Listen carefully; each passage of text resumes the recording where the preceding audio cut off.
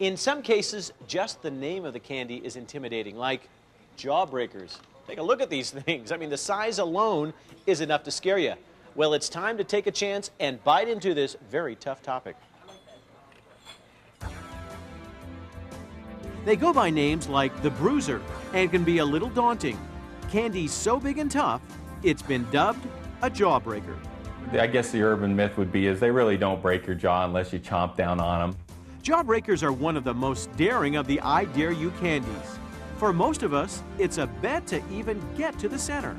We have seen someone eat one of these in as little as a day, which is quite a feat. But on average, we say it takes somebody about 5 days to eat one. Try wrapping your lips around this sucker. This is about 7 inches in diameter and about 10 pounds. Everyone has their own special strategy when it comes to eating one of these massive marbles.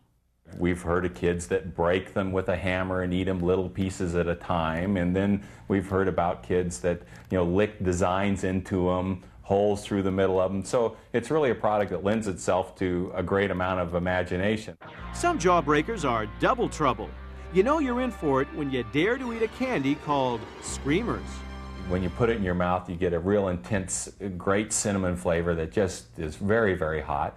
And then we go into a cool layer, and your mouth kind of takes an and then before you know it, it sneaks up on you again, and you've got another hot layer. We have about 7 layers of hot and cold as you go through it. Some jawbreakers go to another extreme. Extremely sour, that is. And some of them that are sour all the way through, that color your tongue.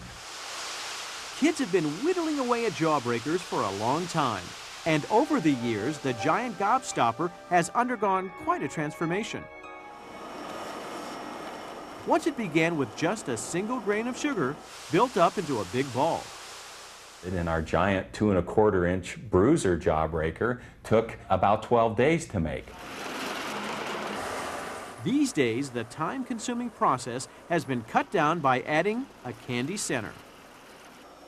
The center is formed first out of dextrose. The powder pours into a little round mold and under high pressure forms into a solid candy. The whole thing happens so fast, if you blink, you'll miss it.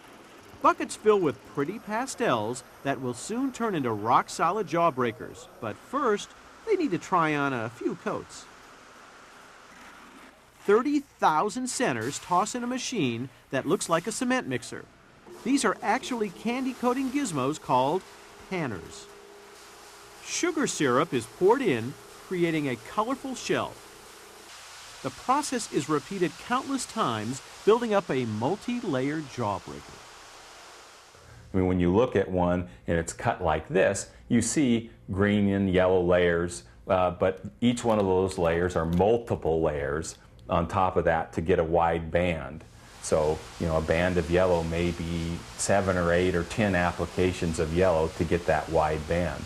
So there are actually thousands and thousands of layers on one of our giant jawbreakers, even one of our small jawbreakers. Candy makers use stencils to make sure the jawbreakers are just the right size. Once they're ready to crack the biggest mouth, bins are filled with 1,000 pounds of bone-breaking candy.